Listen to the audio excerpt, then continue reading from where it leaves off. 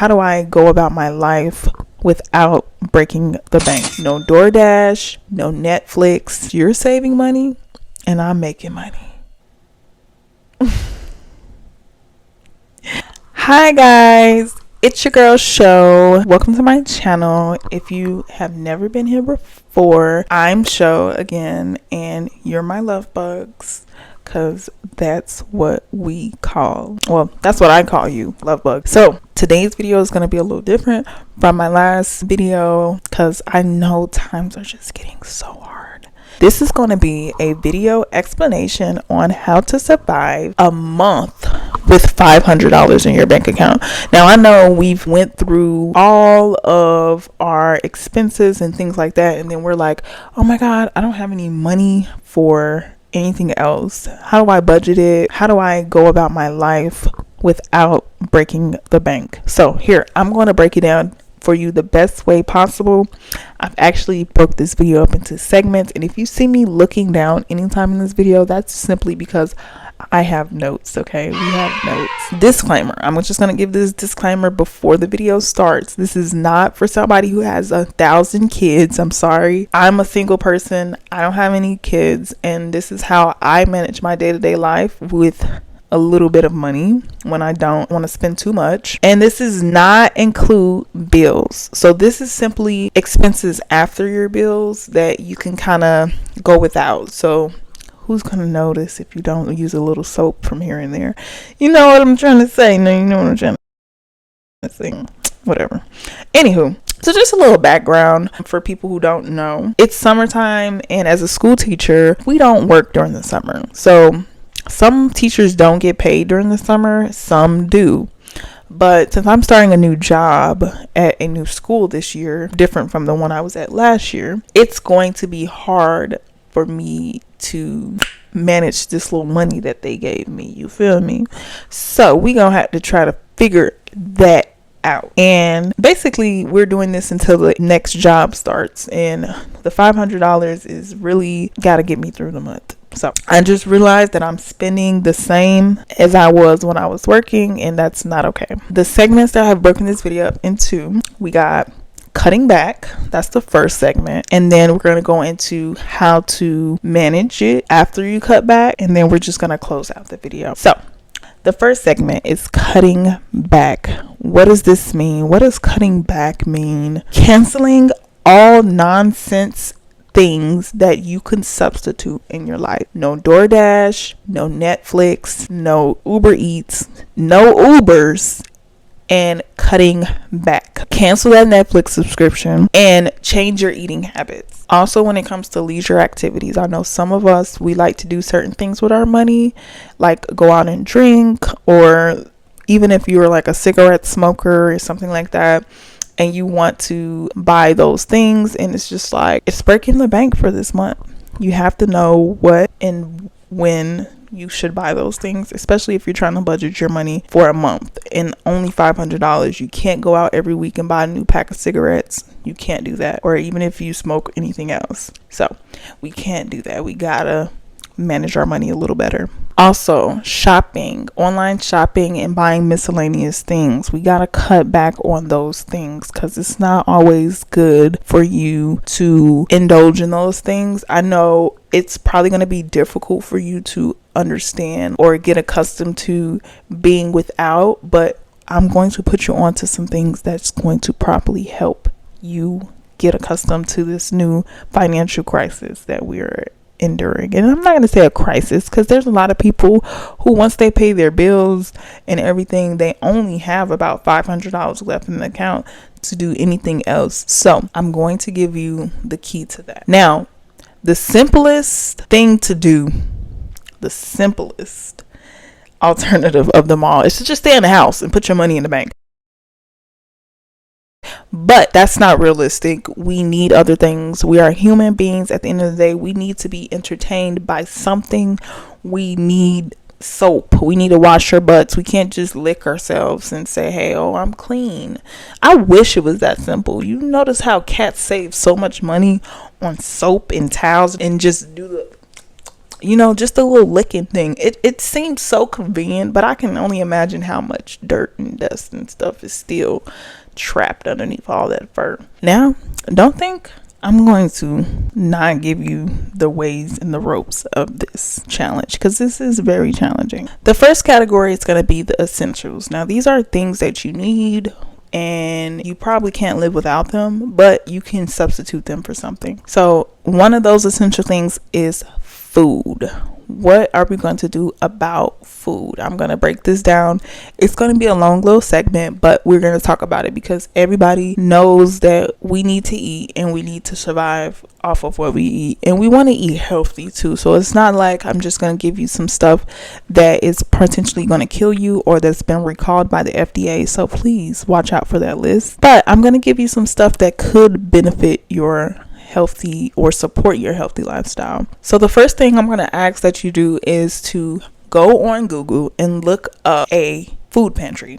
So a food pantry in your neighborhood, that could be at a church, that could be at a school. Usually it's at like a little church or a school or like a recreational center.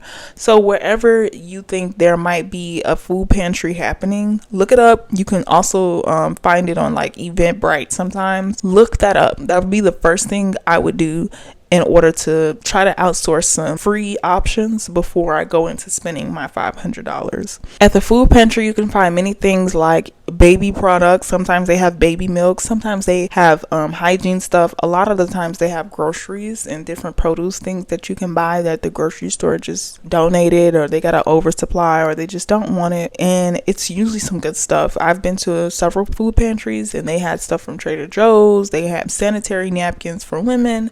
They had wipes. They had different things like toothpaste and extra toothbrushes. So you don't have to go out and buy those things. Instead, you can just go to the food pantry. You can sign up for it and get that stuff for free. So the first thing I would recommend you do is look up the nearest food pantry.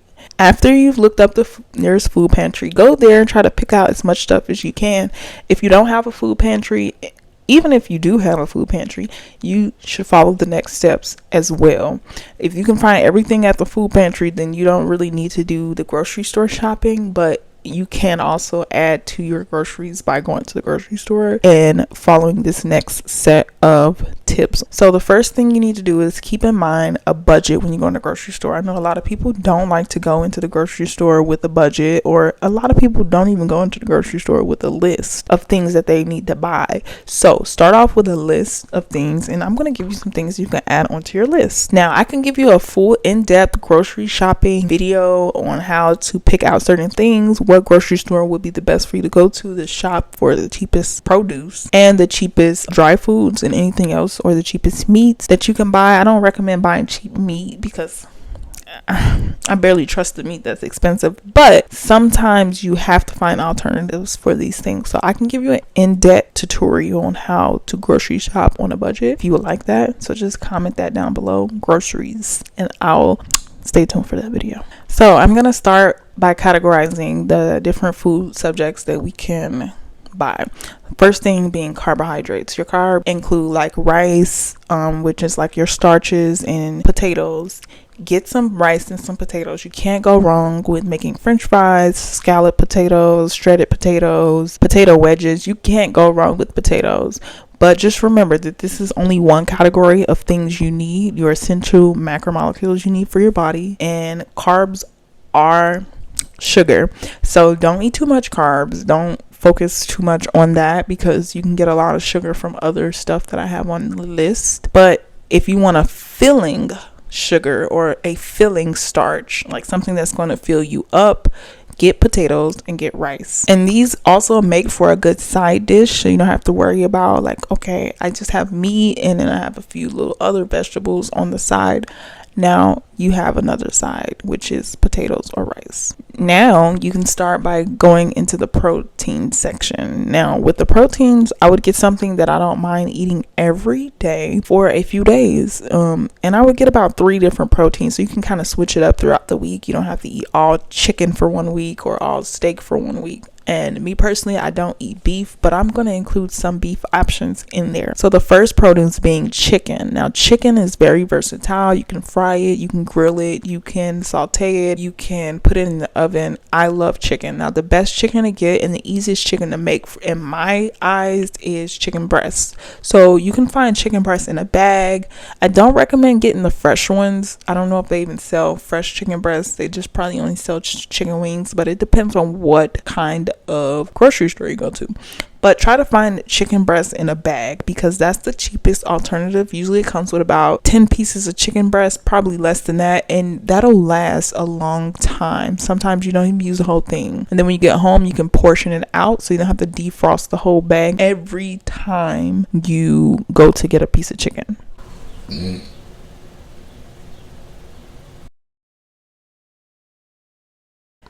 That was nasty.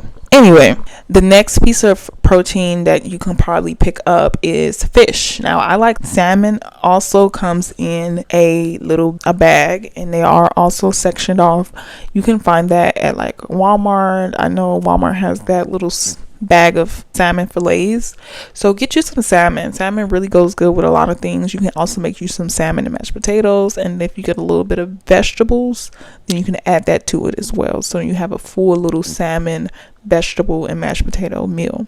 That's a good little dish that I like to make on a budget. Now I know salmon is a little bit expensive, so that's why I said get the salmon that's in the baggie, because if you try to buy it over the counter, meaning like the part where they basically cut the meat in front of you and things like that, it's going to be a little bit more expensive. I've also done that, and I've spent about $10 to $12 on a big piece of salmon, and I just section it off into like 6 sections, and it'll last me however many days I cook those 6 sections. So the next protein is shrimp. Now, shrimp can be found in a bag, or it can be found behind the counter where they have the meats and they cut them up for you. Now, the price for shrimp can fluctuate. The one in the baggie can sometimes be cheaper than the one that's over the counter, but go see how much it would cost for a pound of shrimp. And it might be a little bit cheaper. Just, you don't want to spend over $10 on any type of meat, because I feel like over $10 for meat is a little bit pricey, and we are on a budget. So let's say you buy 5 different meats, you're already at $50, and we're not going to do that. We're going to try to find the meats on a budget and making sure that it's a healthy option too. So with shrimp, you can do a lot of different things. You can make a shrimp hoagie, you can make a shrimp little wrap. I've made shrimp wraps with a little bit of lettuce and like some cheese and a little bit of sour cream. It's so good. You can also make like a shrimp and grits. Grits are not that expensive, and you add a little bit of seasoning. That could be a nice little breakfast thing. Shrimp and eggs. Oh, and also shrimp tacos. So shrimp tacos are really easy to make. You can just get the tortilla, and instead of buying like bread and stuff, you can just buy tortillas and just make shrimp tacos. Saute the shrimp, put your produce ingredients in there, like your onions, your lettuce, your cheese, and then just put the shrimp on there, and you got a shrimp taco. I think it's so simple to make those things, and you can use the cheese for something else. You can use the lettuce for something else. So it's not like you have to be subject to only one thing with those particular ingredients. Now the last protein is ground beef or ground turkey. Now I told you I don't eat beef, so I would probably get ground turkey. But with this, you can make stuff like meatballs. You can make hamburgers or turkey burgers. You can also make like some ground beef, so you can put in some spaghetti. So it'll be easier for you to just do different dishes with that same meat. I'll try to look and see if I can find some more dishes, and I'll probably put them in the comment section, because I know food, if you ask, 90% of people will say that food is what takes up majority of their money or their extra money after they pay bills, because food is essential. And you know, people eat when they're stressed, people eat when they're got the munchies, people eat just to eat. Eating is a pleasuring thing, and it's also a bonding thing for a lot of us with our spouses, with our families, and with our friends. We just want to eat, you know. So what's the first thing you do when you go on a date? That's probably something you would do, is eat. So like, eating is essential, and it's probably going to take up the most of the money. That's why it took up the most of my video. So now let's get into produce. The first thing on my list is my favorite thing to get in the produce section, which is mangoes and pineapples. This is not essential, but if you want to get a produce that's a little bit cheaper, like a grape, grapes, that's good for you too, but I think 3 mangoes and like 1 pineapple is really good, and you can also make smoothies with that. And you can't go wrong with a few bell peppers and onions. If you compare the prices of like 1 bell pepper versus the chopped ones that come already pre-chopped, you'll see that there is probably a significant price difference in the two. Maybe that's cheaper, or maybe the fresh one that you can chop up yourself is a little cheaper. But I know you can buy them in a bulk with the red, the green, and the yellow one, and you can just buy it like that and just chop it up. You can never go wrong with bell peppers. You can never go wrong with an onion. And when you buy a lot of produce, you're going to realize how inexpensive it is. It's like $1 here, $2 there, not even. Sometimes it's like 50 cents for a lemon or something like that. So that's not bad compared to buying frozen foods, frozen pizzas and stuff. Now, you might want to add a little bit of bread, and then you can't forget your dairies. So like your milk, your eggs, and your cheeses, because we always need milk, eggs, and cheese. It literally goes in most dishes that you're going to make. So a little bit of bread too, or tortillas, will go a long way too. And noodles, don't forget your noodles, whether that be the box noodles or the bag of noodles, whichever kind of noodles. You can't go wrong with noodles. Okay. And with this meal plan, this meal grocery shopping plan that I have developed, you'll spend between $50 to $100 on that month alone. So that those groceries should get you through the month if you actually cook them correctly. And a little tip, because I am often the type of person that don't cook every day, and I'm trying to get out the habit of that, at least cook twice a day. But here's a little tip on how to preserve your food. Put them in baggies or put them in sealed tight containers and simply put them in the freezer. Don't wait a day, but I recommend, if you're going to do that, section off the baggies so that they're portioned equally, so that you don't have to defrost everything in order to get one portion of it. So that's a little tip. I can go into depth on any of these aspects that I'm doing in separate videos, or I'm talking about in separate videos. So just stay tuned for that. If you really want it, just tell me down below and I'll get that out to you, so that you don't have to guess how can I portion this out the easiest way, the safest way, the quickest way, the whatever. Just let me know. Next section we have is like our hygiene material, which is very essential, but sometimes we do a little too much when it comes to hygiene, and I hate that about the world we live in right now. I'm not gonna say hate because it's a really strong word, but I really dislike what we promote. And I know some people really need a lot of things to have a great hygiene, but most of the time it's really just eating the right stuff and just limiting the amount of products you use. Like when I see somebody do a face routine, if you see my face right now, I have on the makeup, but underneath this makeup, my skin is really clear. It's not that bad. It's like you got a few beauty marks here and there, but it's not bad at all. And it's only because I use soap and water. I didn't accustom my skin to using all these harsh products for years and years. Now, you can moisturize your face. You can wear the expensive Chanel No. 9 perfume or cologne.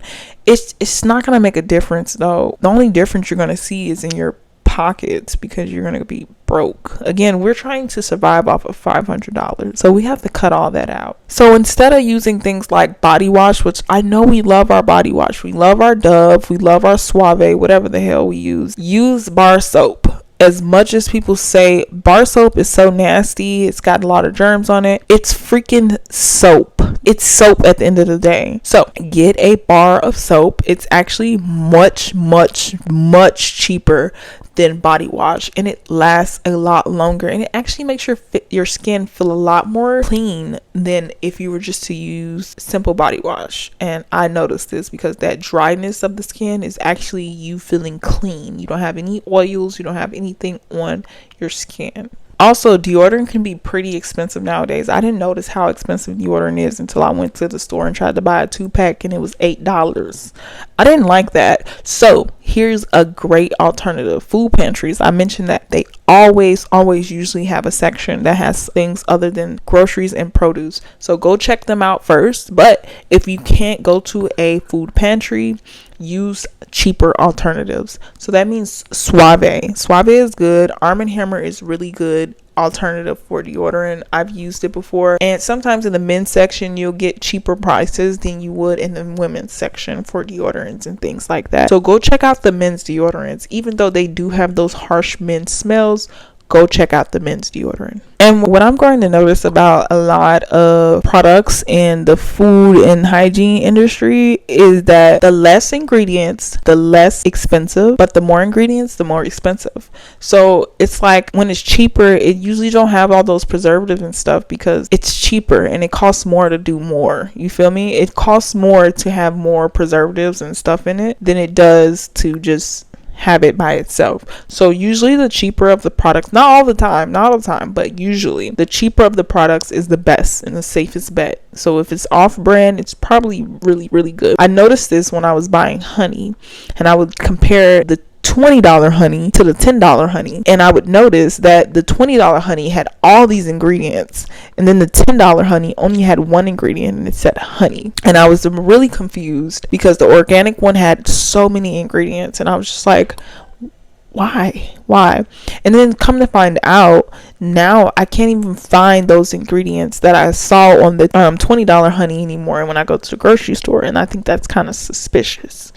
What are they doing? So I'm not going to force anybody to use any different toothpaste than they already use, because you know toothpaste is like how we get our pearly whites. You love the toothpaste you love, and especially because certain people can't use certain toothpastes, so stick with what you know. But if you can get an alternative and you don't have any gum gingivitis or conditions where you have to use sensitive toothpaste or toothpaste that does not have like the fluoride in it, go with a cheaper alternative. Honestly, I love my Sensodyne. I probably won't never switch from Sensodyne, but if you did have to do a cheaper alternative, go to like Family Dollar or Dollar Tree and buy a little cheap alternative for toothpaste. Like the Arm & Hammer one is really good. What I do recommend is adding to it so you can spice it up. I know we all got baking soda at home. We all have hydrogen peroxide. That is really good to whiten your teeth. So if you feel like the toothpaste that's cheaper doesn't whiten your teeth the same, use those with it. So you can make a little paste with the powder and the peroxide and just dip your toothbrush in there and it'll whiten away. You'll see a noticeable difference. Sometimes people squeeze a little lemon in there too, because the citrusy of it also removes stains from your teeth. Now for detergent, we all gotta wash our clothes, so stop buying liquid detergent. I personally stopped buying liquid detergent because it doesn't last that long if you don't manage it correctly. So here's a better alternative: powder. Yes, believe it or not, powder is a really good alternative for clean clothes, and it lasts a lot longer. You can also add to it by adding like scent boosters and fabric softener. That also helps keep your clothes smelling good and smelling good for a longer time. I know a lot good didn't sound good, but we're gonna keep it. So the next category is transportation. Now we all drive, or we all have to get somewhere, somehow, some way, some why. I don't even want to get into the details of how many times a week we have to leave our own homes just to survive in this world. I think it's quite depriving us of that, I don't know, that personal time that we need as human beings, and that family time if we do have families in our homes. It's all messed up. But here, I'm gonna give you a few tips on how to save and cut back on transportation. The first thing I need you to try to do is see if in your neighborhood there is a local community transportation center or transportation service. What does this mean? The bus, a shuttle bus, a trolley, a train, anything that can help you get from point A to point B. Usually big cities and big towns have these things, so don't be scared to use it. I know it's probably daunting at first. You're like, oh, I have to wake up an hour earlier just to get on the bus. I do it. A lot of people do it. It's no big deal. Just do it. I remember I used to commute 2 hours just to get to work from college, and I would do that faithfully about 3 or 4 times a week. And even though it was a lot, it was paying the bills. Okay, so I had to do what I had to do. 2 hours on the bus there and back. Now, if you don't have a public transportation system in your area, try to invest in a scooter or a bike. Now, this is only a one-time purchase, so you might be able to finesse that into your budget, but you can also find good scooters and bikes on things like eBay or Etsy, or the Facebook Marketplace has a lot of them, OfferUp, as well as your local thrift store. If you go into the richer neighborhoods, you probably will find a lot more things in those neighborhoods. No offense, but rich people do give away a lot of stuff. So go to the thrift store, the secondhand store, the Salvation Army, whatever kind of thrift store you have around you, go there, because they might have bikes and they might have scooters and they might have things that can help you get from point A to point B. I've done it. The one that is local near me, they didn't have chains on them, or some of them had like flat tires and stuff like that. I just didn't really want to deal with that, so I left that alone. But you can find some good alternatives for just spending $100 or $200 on a new bike. So look into that. And if you just absolutely have to use your car, try to only limit your use to going to work and coming home. If you want to do anything outside of going to work and coming home, try to have somebody else pick you up, or try to use the public transportation, walking, because sometimes we'll get in our car and we'll just get in there to go to the gas station down the street when we could have walked there. Yes, it's so convenient. I know. It's so convenient. But if you want to save money, you need to do these things instead of spending like $30 to $100 to fill up your tank each week. Let's say you only spend $30 to fill up your tank just to get back and forth to work. Just do that and you're going to save a lot of money in the end. So I'm telling you, don't senselessly drive your car. If somebody needs a ride, I'm sorry, we can't give you a ride now. You're going to find something else, a better way to do it. I can show you how to take the bus or whatever the case may be, but don't go using your gas because somebody told you to come get them, or this. You have to be strict with this budget. And I know it's probably going to set a little sour taste in a few people's mouths that you are not doing the things that they want you to do with them, or you have to cut back on these things, but it's just necessary for you to live the lifestyle that you need to live and be comfortable. Now, the next category is going to be, what can I do on my leisure time? Now, I'm paying all these bills. I cut back on my Netflix subscription. I don't have Apple Music anymore. What is a girl supposed to do? Here, I'll tell you. Go to the park. The park is a good alternative for you to get some fresh air. You can do yoga there. You can stretch. You can do everything there. And it's like a little free getaway from the house. I know we don't want to stress and sit in our house about bills. I know it's a habit of mine to sit in my house when I pay that rent. I'm sitting in the house, but we need to get out. We need to indulge in other things. We need to think about other things instead of just sitting. Okay. Go to the park. Get some fresh air. That's a great leisure activity to do. Read. A lot of us don't read, but read. I can give you a whole list of things that you can do to get free reading materials. You can go to your local library.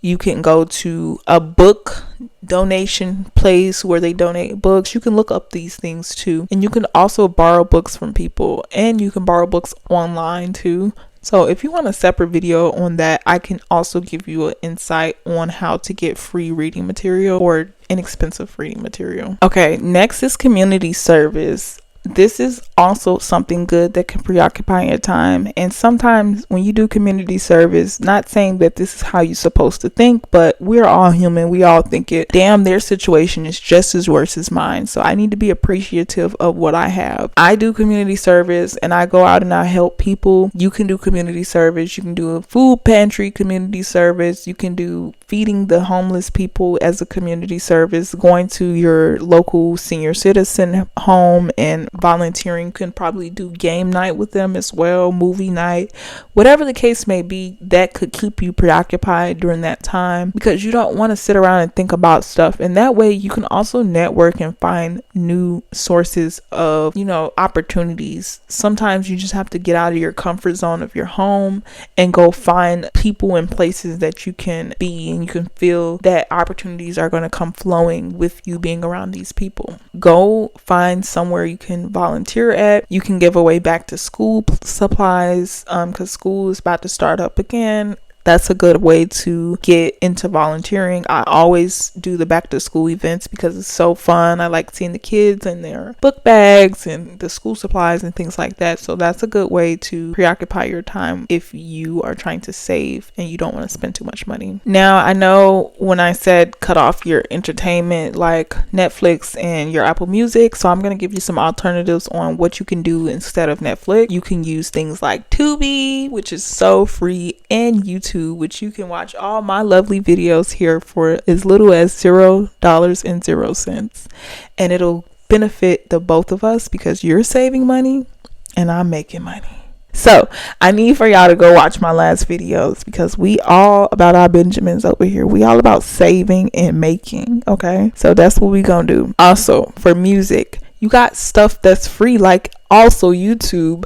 You can watch music and movies on, and shows, and you also got SoundCloud. Now, SoundCloud is a little bit different from Apple Music or YouTube, but there are a lot of music from Apple Music on SoundCloud, and you can find a lot more because they have underground artists, people that haven't been discovered yet, and they have a good ear for music. So check out SoundCloud. You'll find some good music there. You can also look up music almost anywhere for free. You can just search up free music, whatever.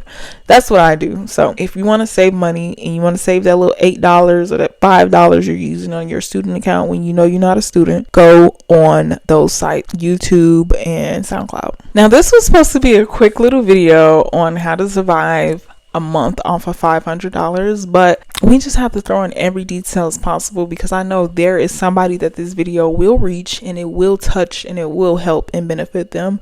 Now, if you want an actual walkthrough of me doing this process myself, I am going to possibly release a part 2 to this video. It's going to be called How to Survive a Month Off of $500 Part 2, the walkthrough. So I'm just going to take you along with me every week, and I'm going to sum up how much money I still have left in the bank account after each week is over, and then after the month is over, I'm going to tell you how much I have left too. So if you would like a video like that, then let me know, because I am down for it. I'll give you the whole grocery shopping experience, and I'll also give you the whole activity experience, the transportation experience, so you can just see how these things work. I can also break it up into series of like how to save on transportation or how to save on groceries. However you may like it, just let me know down in the comment section below. And I really hope that this video was informative to somebody out there, because not a lot of us have the resources that I may have or somebody else may have that you think they might have. Not everybody has those resources, so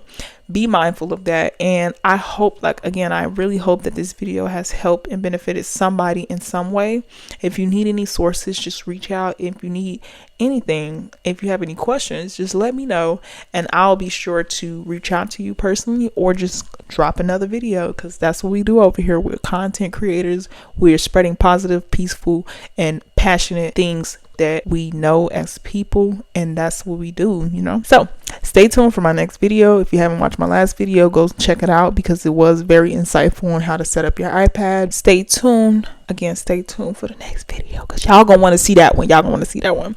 And have a great rest of your week. I'll see you in my next video. Bye.